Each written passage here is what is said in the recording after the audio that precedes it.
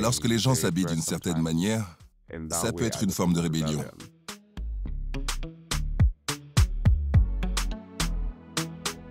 C'est un moyen de s'exprimer sans rien dire, tout en se définissant soi-même.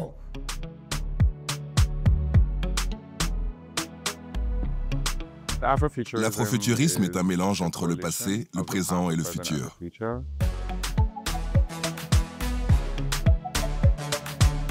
Les gens s'intéressent de plus en plus à la mode de ce continent parce que la culture africaine dégage une élégance et une noblesse particulières.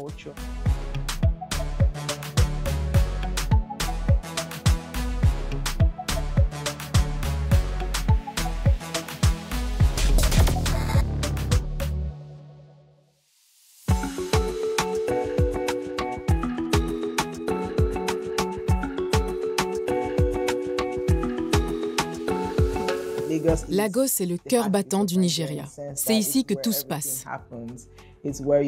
C'est aussi là que vivent les artistes d'afrobeat et les personnes créatives.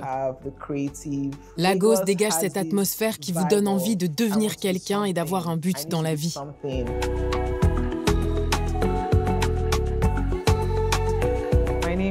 Je m'appelle Uduak, je suis créatrice de mode et je vis à Lagos, au Nigeria. Je suis aussi directrice artistique et fondatrice du Gang Styling Studio.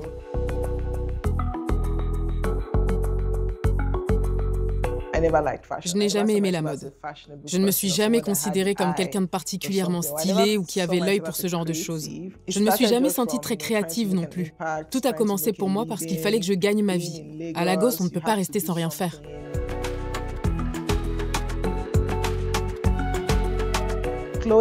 À la base, les vêtements ne sont que des bouts de tissu. Mais quand on y ajoute un peu de style, ils se mettent à raconter des choses sur qui vous êtes. C'est un moyen de s'exprimer clairement tout en se définissant soi-même. L'afrofuturisme, c'est essayer d'explorer un monde imaginaire qui serait la convergence du passé, du présent et du futur.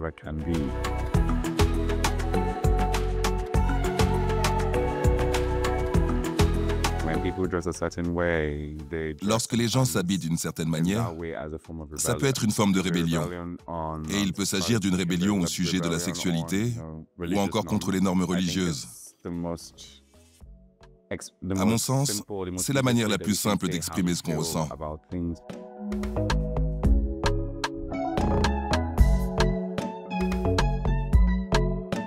Je m'appelle Daniel Obasi. Je vis à Lagos, au Nigeria. Et je travaille entre le cinéma, la mode, l'art et le design.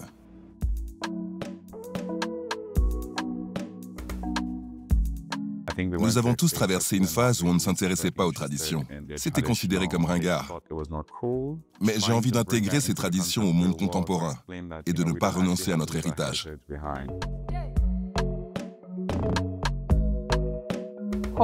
Lorsque j'étais enfant, nous ne valorisions pas vraiment notre culture. C'était plutôt quelque chose dont il fallait avoir honte et qu'on considérait comme régional. J'ai vécu un peu partout au Nigeria avant de déménager à Lagos. La plupart des gens viennent ici pour réaliser leurs rêves. Souvent, ils sont originaires de l'État d'Enugu ou d'autres régions du pays. Mais Lagos est vraiment l'endroit où vos rêves peuvent devenir réalité.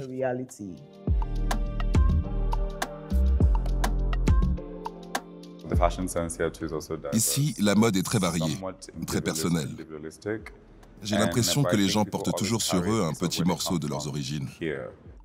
La mode à Lagos doit attirer l'attention. Il faut vraiment se donner à fond, sinon autant laisser tomber.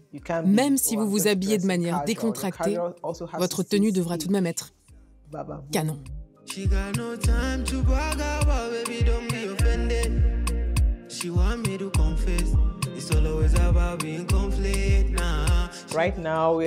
Nous voici au Gang Styling Studio. Quand je suis arrivée à Lagos, je ne pensais pas que cet endroit deviendrait un jour une réalité. Je ne me suis jamais considérée comme une artiste afrofuturiste. Je m'en suis d'ailleurs rendu compte cette année, ou plutôt l'année dernière, alors que je constituais ma collection. Je crois que je n'avais pas pris conscience d'avoir lancé une marque de mode avant de constater que, OK, là j'ai vraiment créé quelque chose.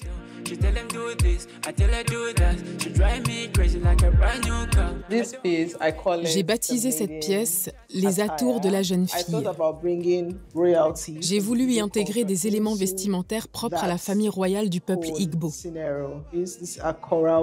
J'ai donc utilisé des perles de corail que les jeunes filles et la reine elle-même portaient pour se mettre en valeur, pour attirer l'attention et avoir l'air riche et noble.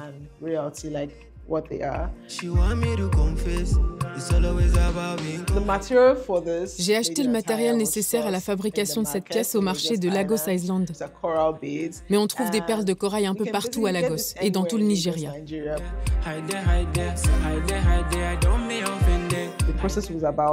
L'idée que j'avais derrière la tête était d'intégrer notre culture à un contexte plus moderne, pour que la jeune génération puisse s'y identifier. Ma vision du design contemporain, c'est avant tout l'identité. Pour moi, ça implique simplement de rester fidèle à soi-même, d'assumer qui on est, d'où on vient et l'histoire qu'on veut raconter.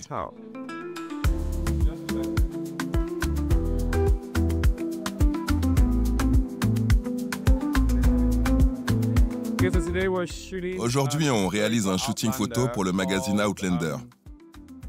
J'ai imaginé tout un récit pour mettre en lumière les membres de notre communauté, raconter ce qu'ils font et qui ils sont, tout en célébrant leur splendeur.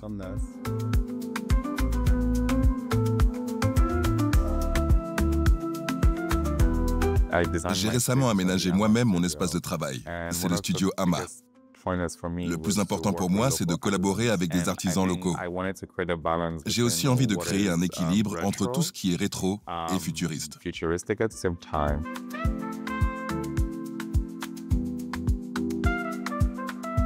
Je pense que la mode et l'art ont toujours remis en question les rôles binaires attribués au genre. Dans mon travail, l'identité queer se manifeste comme une forme de résistance, d'avertissement, mais aussi comme une préfiguration de l'avenir.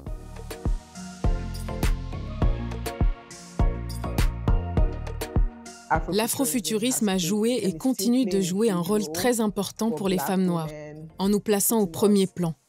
Ce mouvement nous permet de façonner notre destin et d'être les protagonistes de notre propre histoire.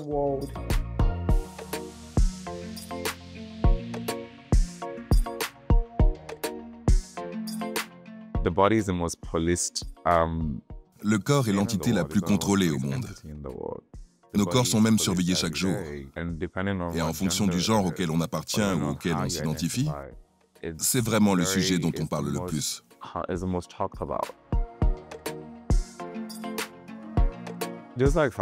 Tout comme les vêtements, les cheveux sont aussi une forme de résistance.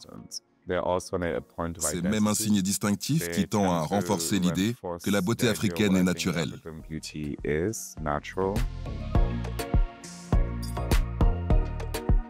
Je pense que dans mon travail, j'essaie d'encourager et de donner du pouvoir à l'identité queer. J'essaie aussi de donner du pouvoir aux femmes et au féminisme. À mon sens, c'est l'éthique même de mon travail. L'identité de genre et le pouvoir, tout comme la sexualité et le pouvoir.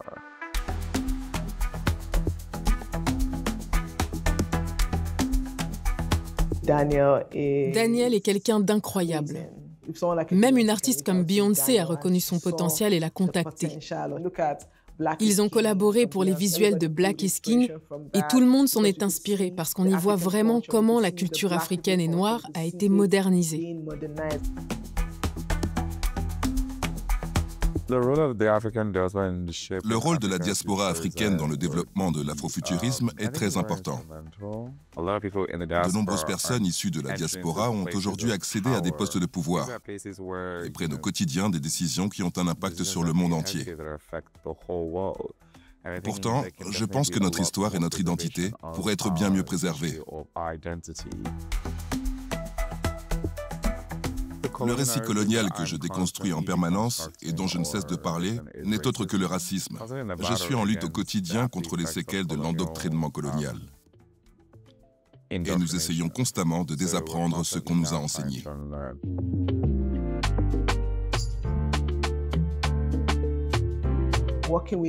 Quand on travaille avec des marques internationales, il faut sans arrêt faire ses preuves.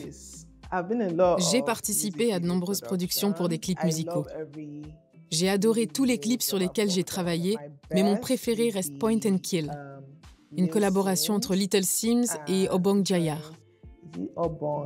Point and Kill. Ce sont toujours les mots qui m'inspirent telle ou telle texture ou le style avec lequel j'ai envie de travailler. En général, je commence par créer un mood board avant de me rendre au marché pour acheter ce dont j'ai besoin. Pour moi, construire et créer cet univers fait partie de tout un processus. J'ai grandi en regardant Star Wars. J'étais vraiment un grand fan. La science-fiction, tout comme la fiction, ont toujours été très importantes pour moi car elles relèvent de l'imaginaire. Elles vous permettent de passer par différentes formes et de transmettre un message sans que tout le monde comprenne immédiatement de quoi on parle.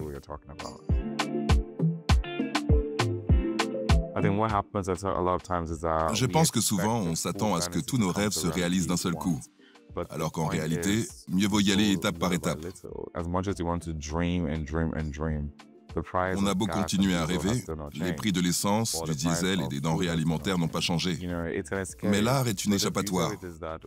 Et ce qui est beau, c'est que petit à petit, on peut intégrer des éléments de fantaisie à la réalité.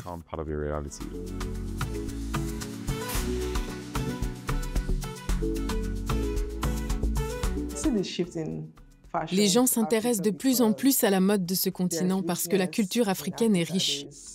Elle dégage aussi une élégance et une noblesse particulières. Et je pense que toutes les marques internationales veulent en profiter et faire partie de l'aventure.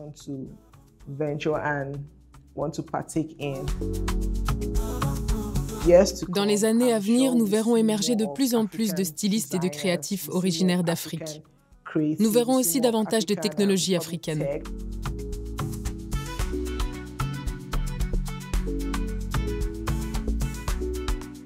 Les gens veulent toujours nous dicter comment nos corps doivent bouger et ce qu'ils doivent ressentir. Il y a les différentes législations ou la loi du plus fort. Et à cela s'ajoutent les peurs portées par notre société. Les gens craignent d'être étiquetés. Toutes ces choses empêchent la parole queer de s'exprimer.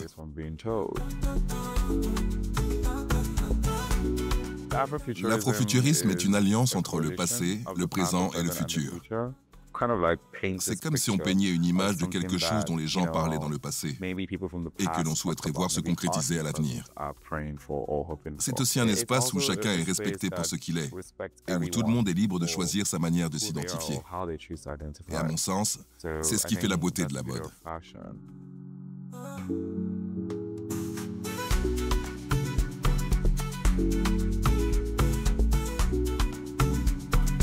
Je m'imagine très bien présenter mes créations à des événements comme le Met Gala.